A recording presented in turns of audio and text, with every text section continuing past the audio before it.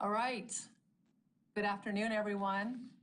Thank you for joining us for this news conference today on my budget that we're working very hard and collaboratively with our City Council on.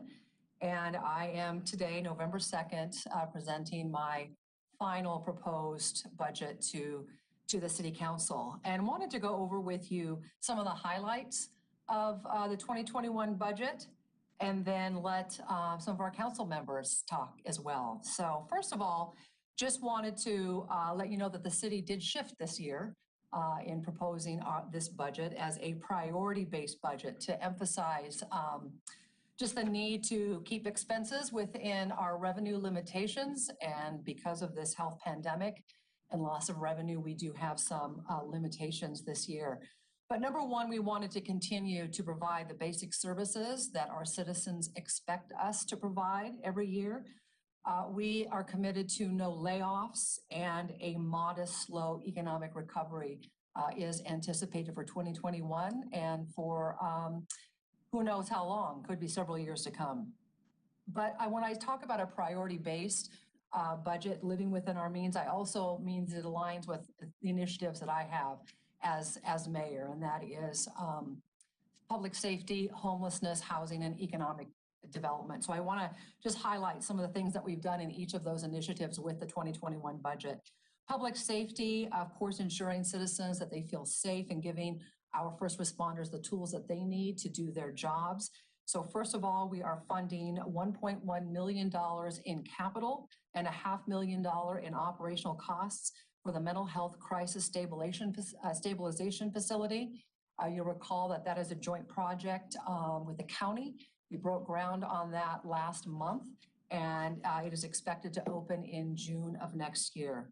We're also adding $350,000 to maintain a grant that funds our behavioral health unit through the end of 2021. Our grant runs out in the middle of 2021. We wanted to keep that program going. And in addition, we're adding two new positions, two new behavioral health positions as well.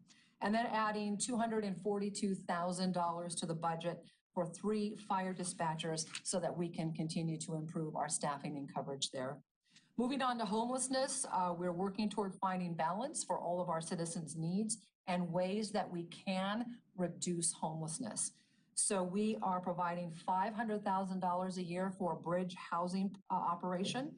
That is an operation we hope to transition to at our West Mission facility. And that is a program that would help stabilize those who are referred to that program 30, 60, 90 days and help them get mental health services, addiction services, and even job training to get them stabilized, moving into jobs and into housing. Also adding $190,000 for 3 code enforcement positions to address illegal camping and graffiti cleanup as well. In the area of housing, increase available housing of all types and at all income levels.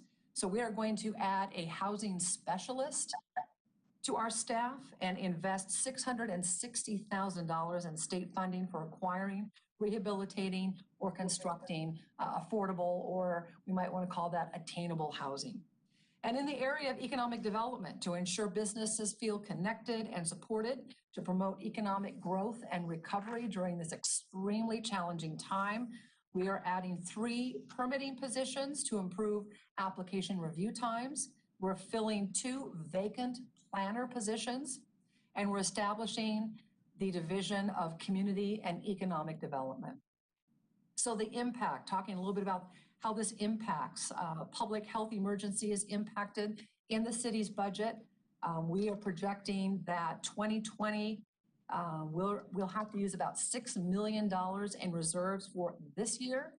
And through working with the council, using as little amount of reserves as possible for 2021, getting the usage of reserves in 2021 down below $2 million. So it really is not a matter of if we have to use reserves, it's how much. And I think that's where the discussion will continue with the City Council. But this was a collaborative process. We brought the City Council in early. We had a very long workshop in September so that we can listen to each other's priorities and wants, and having a discussion about what our economic outlook looked like as far as our budget was concerned. And in the course after that, for several weeks, we had numerous meetings. We found a lot of common ground on our priorities. Happy to say that this collaborative effort, I think, was very successful for my first budget, and at just under $1 billion during the time of a global health pandemic.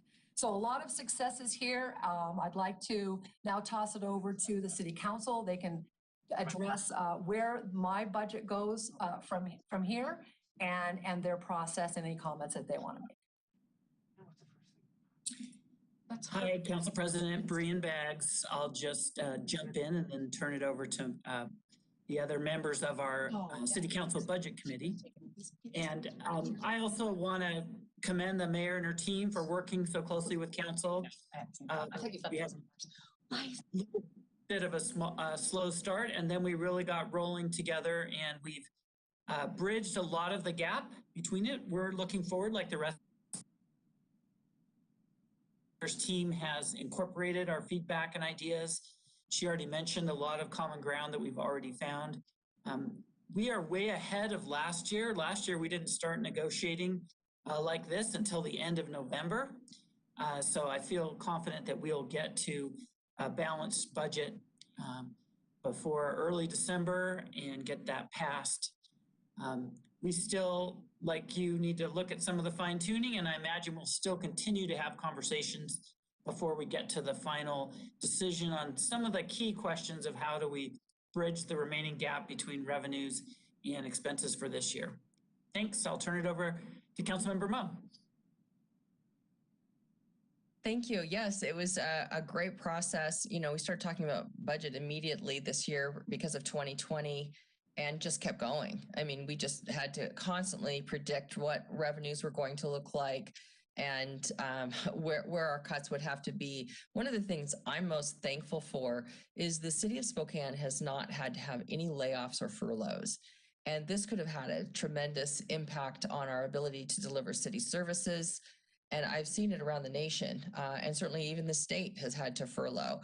Our own airport has had to do it. So because we came in with such strong reserves, we actually had excess reserves coming into 2020. We've been able to hold the line and really protect ourselves, not just for 2020, but going into 2021 and talking to the economic experts, this could be a long, long recovery. So I think what we're looking at here is a careful budget with some room for some improvements as we go. I anticipate we will be looking at this on a monthly basis, certainly a quarterly basis, and adjusting our expenses and our revenues. And I think the council will be having a discussion as to if we are going to use any of our reserves, whether it's protected reserves or some of the more flexible reserves and for one-time expenses, because that is sort of our priority or our principle that we use here at the council. So this is just a great start. I think we'll be spending the next couple of weeks talking and sharing all the information that we've been working on with the rest of the council now that we have the final draft going forward. And I anticipate we'll be able to vote on this on time this year. And you'll turn it over to me now, Councilmember Mumm. Most of what both council members have said is absolutely, I agree with, it's absolutely true.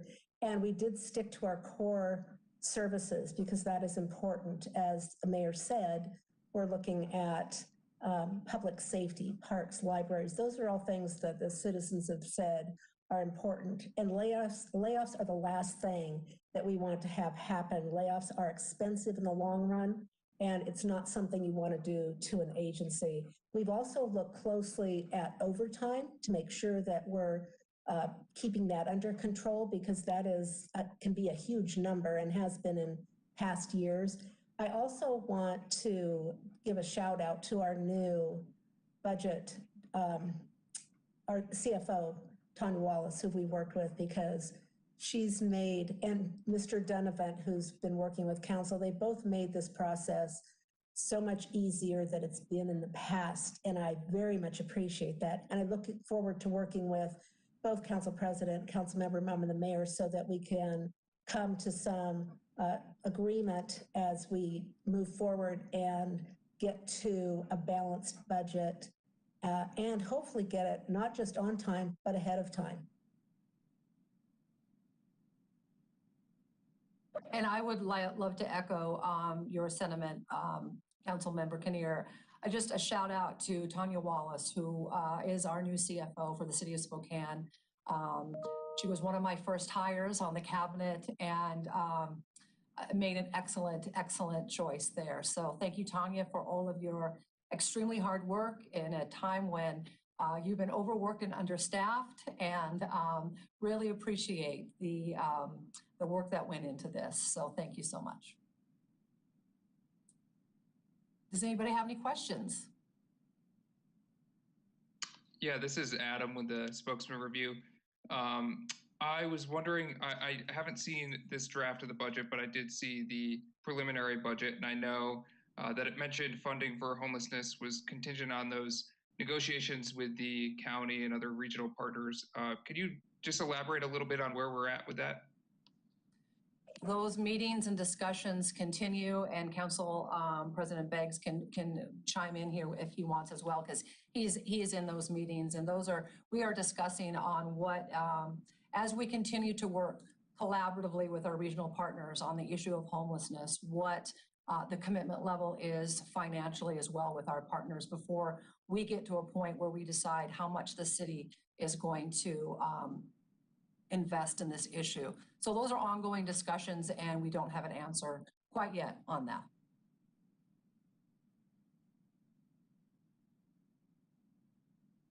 And I'll just add, we're doing two things. One, we're trying to figure out our city budget for 2021, and at the same time, we're trying to lead and engage in a regional conversation so that the entire region adopts responsibility and leadership and decision-making in how we provide night-by-night shelter. We've gotten a good agreement around regional sheltering, and we've also gotten a good agreement that the Continuum of Care Board, which is a regional organization, is going to lead us in advising how to spend the money. And we've devoted all our pass-through grants from the city and the county and City of Spokane Valley towards that effort. But we're still putting the final touches on what about general funds? What if all those grants are still not enough to shelter all the needed is there? And how do we run those shelters? Because all three jurisdictions are a little different on how they want to do it. We're all constrained by the Boise v. Martin decision that it has to be low barrier, but we're trying to get on the same page as that. And we do meet weekly, so we're making progress, but there's a ways to go. So we're still gonna have to come up with a budget by the end of the year, regardless of whether we finish those negotiations.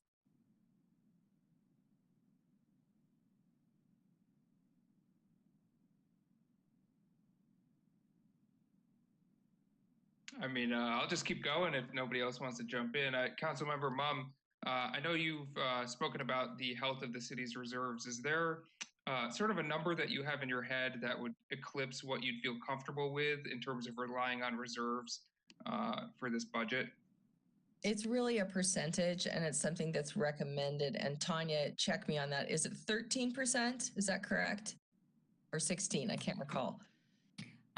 According to Spokane Municipal Code, we would have 13.5% in total of general fund appropriation fund balance set aside for revenue stabilization and contingency.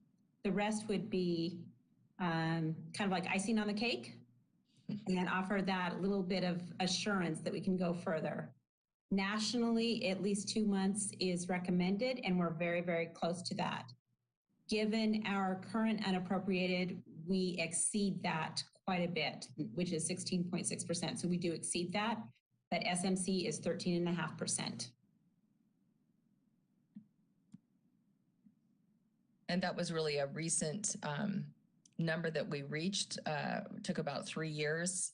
The council was very disciplined and saving for exactly what happened. No one saw it coming, but we were ready. And then through careful management this year of expenses and hiring, we were able to keep the number down in terms of meeting our budget as our revenue dropped. And now going forward through 2021, we really are kind of looking at it quarter by quarter. But we feel like we're as prepared as we can be going into 2021. We've seen our sales tax revenues actually better than expected. So that is a good sign for Spokane's ability to rebound from this economy when we come out of it. This is Casey with CREM 2. How much consideration was given to the possibility that the economy, in fact, doesn't get better in 2021? Is there any consideration of future budgets put into this one?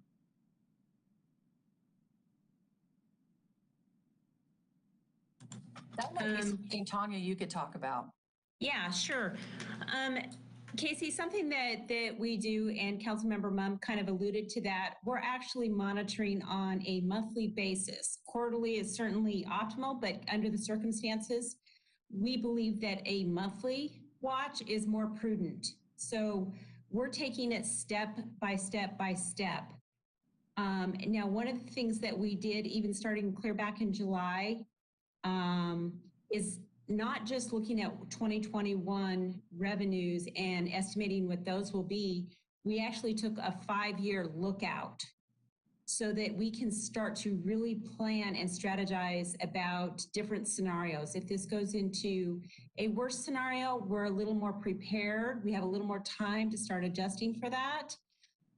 So those are probably the 2 key steps that the city is doing, is updating our 5-year lookout for the general fund, because that's where most of our property taxes and our sales tax go into.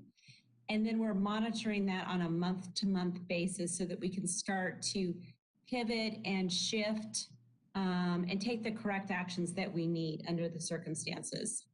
Does that help? Yes, thank you.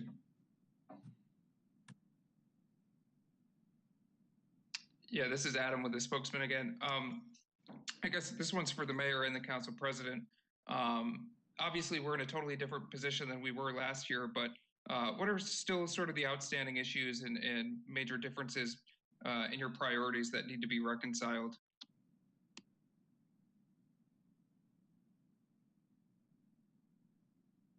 I don't think we have a whole lot, to be honest with you. I think finalizing what our financial commitment is to that night-by-night emergency sheltering is definitely one of them. Brian? Yeah, I don't think there's too much difference on spending. I think we're pretty close on that. Most of our, I think, decision-making is going to be around how to pay for it to the degree that revenues are down. You know, we had a pretty steep dip in sales tax revenues, not so much property tax. Those sales tax revenues have been coming back. We're 2 months behind on reporting, which is normal. So we don't really know how far they've come back, but the trend has been well. So when you're in a situation like that, then you have to decide, how much are we going to go into reserves? Are we going to refinance some loans? How much of the 1%, assuming council passes that, do we put into public safety vehicles this year, or do we put that to bridge the gap? So I think it has a little more to do with financing and revenues than actual expenses at this time. So I'm not, at least for the moment, nothing's coming to mind where we're in an argument over an expensive thing that we don't have in common. Council President, Madam Mayor, if I might also add to Adam's question, one of the things that we've worked on with the mayor and the city council is a watch list item. And we've started to kind of track some of those items to really keep them in front of us at all times, of things that we do need to work on. And that will be also included as part of the mayor's final proposed package. So I hope that helps, Adam. Yeah, thank you. This is Casey again. Correct me if someone's already addressed this, but I know earlier in the conversations there were questions about whether or not an Office of Civil Rights would be funded. Is that included in this budget plan? Yes, it Casey, is. go ahead, Yeah, Mayor. go ahead. Go ahead. Well, this was a good discussion. The mayor and I worked on this together, and we came up with, we both wanted to see an economic development office and a civil rights office. And so we just said, okay, well, let's see how we could design that so it could work within the framework. And maybe it doesn't come on as quickly, but I think we came up with a pretty good compromise, don't you, Mayor? Absolutely. And that's what this budget process was all about. I mean, we all had our individual priorities. You can't necessarily do everything that you want to do, but we were able to compromise, do a little negotiation, and we did do a little reorganization earlier in the year that we hadn't quite funded yet for 2021, and that was a Community Economic Development Office. And then Council for several years has wanted to be able to fund an Office of Civil Rights. And so we talked, and we were able to figure it out so that we could get both done.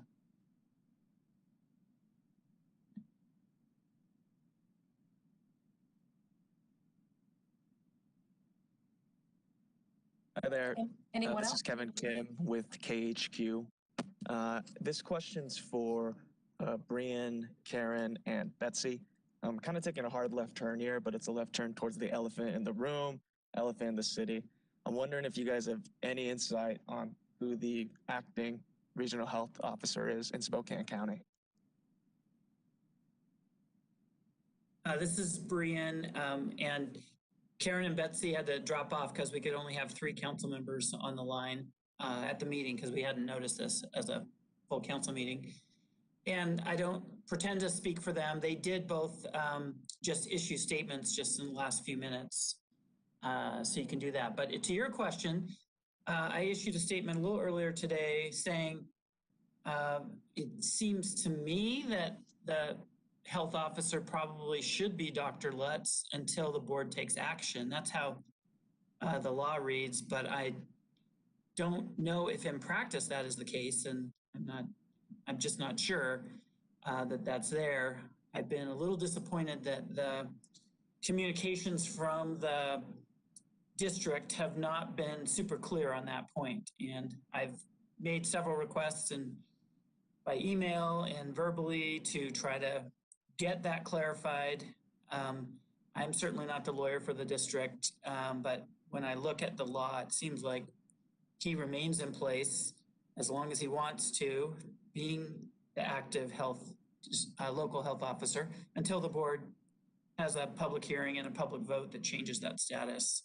So that needs to get clarified, and I'm requesting a meeting as soon as possible to get that figured out. Thank you. And one more question on the subject for Mayor Woodward. Mayor, I believe the last time anyone here in the public heard you speak on this, it was when it all went down last Friday. That's when we were kind of under the impression, well, I guess we didn't know whether it was a resignation or a termination, but your statement, it was kind of on the lines as if Dr. Bob Lutz was out. After everything that happened over the weekend, him getting a lawyer, saying he's not going to resign, I'm wondering if your thoughts or comments have changed. Well, when I released the statement, we really didn't know, right? We didn't have a lot of answers after the news conference Friday morning. So hard to make a statement about something or a situation that you don't have a lot of answers about. So my comment on that would be, first of all, I should probably try to clear up. I think there's a public perception that the mayor has the authority to hire or fire a public health officer or sits on the board and makes those decisions. I don't have a seat at that table, and I don't have the authority to hire or fire for that position. It is a regional agency that I don't have any control over. However, I think it is I would say, understanding that if Dr. Lutz hasn't resigned or hasn't been fired, he still is our public health officer. I would hope that if that's not the case, that we could get this cleared up sooner than later. We are in the middle of a global health pandemic, and the timing isn't the best for such a change, but I hope that this is resolved, and we have 3 members of our city council who sit on that board, and I trust the process will play out, and we will find out soon enough who that will be. Thank you. I guess one last question to both Mayor Nadine and Brian. I feel like we're in just limbo land. We all kind of are hoping, wishing, but is it really upon the administrator at that specific agency for a timetable to be more concrete? And until that happens, are we just kind of left in limbo? So it's really on the health district board, and I'm a member of that board. And so it's really up to us to be clear to the public. The health district administrator is hired and fired by the board, as is the local public health officer. So we're really the ones as a board that have to weigh in and let the public know. It's, boards only meet when their regular meetings are, unless there's a special meeting and there has to be enough notice. I know there was some concern over the weekend that if we put the notice out on a weekend, people might think we were trying to meet, without a lot of public oversight. So I believe there will be a special meeting notice in the very near future so that we can have a public board meeting, speak to the public in that meeting about what's going on, what the board actually thinks as a board. We can't speak on behalf of the board if we're just individual members. And so I agree with you that the community is understandably frustrated and wondering who is making decisions on public health that are only allowed under state law to be made by a local public health officer. And at a minimum, we don't seem to have anyone acting in that role, even though I think probably Dr. Lutz technically is in that role until the board acts. So yeah, that frustration is there, and I would just encourage the public to continue to let us health board members know that we need to have a meeting as soon as possible. As I said on Friday, everyone on the board, to my knowledge, has good intent. All the employees at the health district, the administrator, and Dr. Lutz all have good intent for the best health for our community. So I don't have any doubts about that. But we need to get on track and get into a meeting so that we can chart a way forward so that people can go back to simply taking care of each other in their lives. Thank you.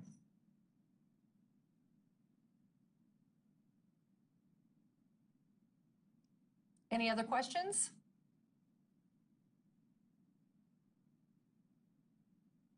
All right, if not, thank you for joining us for this news conference. Thank you, council members, as well. Thank you, Tanya. Thank you, everyone.